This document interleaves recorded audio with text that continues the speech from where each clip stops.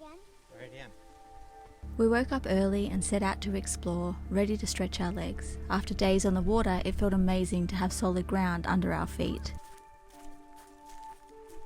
Should we double check the other sign? Everyone, let's go. No, it's a warning, do not cross this area. And then there's a sign here that contradicts it and says right there, walking track.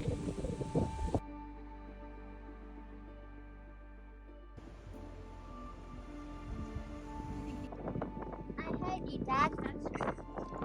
What did I do? You squealed. No, I didn't.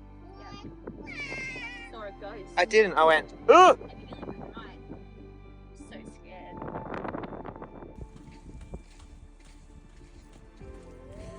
We're on the search of the Blue Lagoon.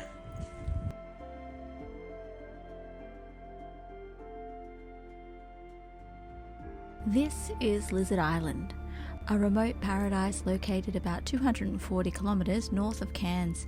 It's famous for its crystal clear waters, vibrant marine life and rich history. One of the highlights was the stunning Blue Lagoon. The turquoise waters were like glass, revealing coral gardens below.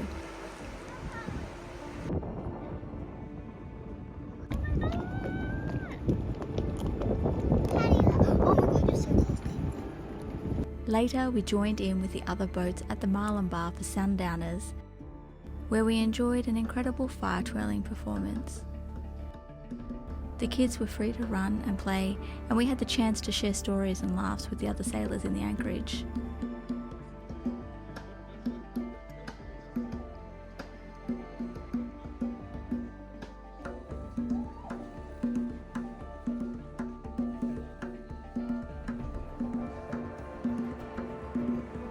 I took advantage of having some girl time and took a very rare kid-free adventure, a hike to Cook's Lookout.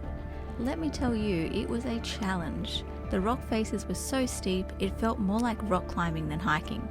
But the view from the top made it all worthwhile, stretching over the reef and beyond.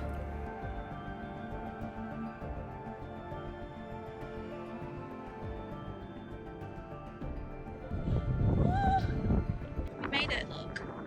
It's beautiful. After a few unforgettable days, it was time to leave Lizard Island.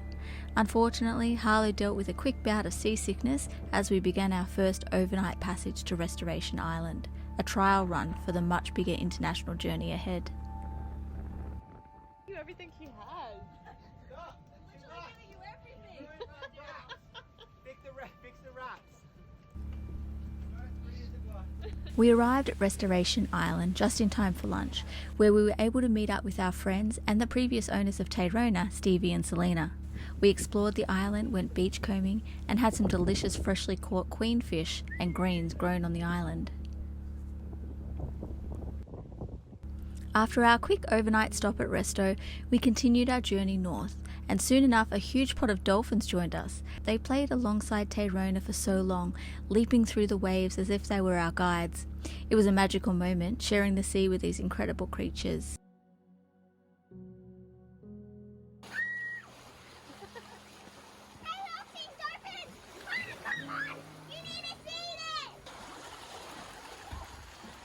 There's so many babies. Look at the tiny baby. Ah! Our next overnight anchorage was Margaret Bay, and we arrived just in time for another spectacular sunset. It was the perfect setting for sundowners on the back of the boat, soaking in the peace and beauty of the Australian coast. The next morning we were up bright and early for the second to last leg of our Australian journey. Cape York was calling, and we couldn't wait to reach the tip of the continent. Reaching the tip of Cape York called for an obligatory selfie, marking the journey's northernmost point. From there, it was the final stretch to Horn Island. Scotty! We made a tip of Australia.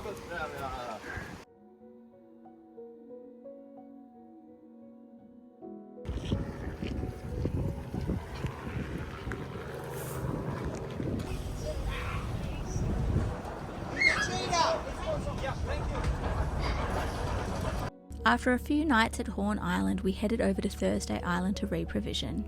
There is a ferry that runs almost hourly between Horn and Thursday Islands, which meant we could anchor in the calm anchorage of Horn Island in anticipation for the next good weather window, yet still provision and check out on the much larger Thursday Island. The wind at Thursday Island was frequently intense, and the ferry ride back was often a wild one, but we were glad to be able to anchor in the calm waters of Horn Island and be able to get our provisions. The kids had a blast with Marina while we took care of the last minute things we had to do before setting off and checking out with the Australian Border Force on Thursday Island. We finally had a good window to get moving, so everything was set for a super early morning departure, the start of our international passage. As we settled into our first days at sea, we snatched sleep wherever we could find it.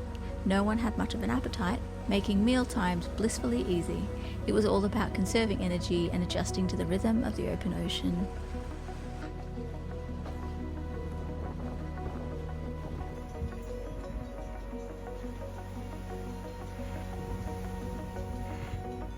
After a couple of days, we found our groove. Settling into our watch and sleep schedules, slowly our appetites came back and we got into the swing of life at sea. After 3 days of smooth, uneventful downwind sailing, we spotted the first fishing boats of Indonesia. The lights on the horizon were both intriguing and a little unnerving, a reminder of the busy fishing activity in these waters. Indonesian fishing fleets are famous for their unique techniques, often lighting up the night sky with bright, almost eerie lights.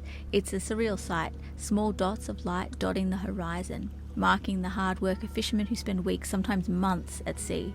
These lights signal both the bustling livelihood of the region and a certain mystery that comes with sailing into unfamiliar waters. Thanks for watching.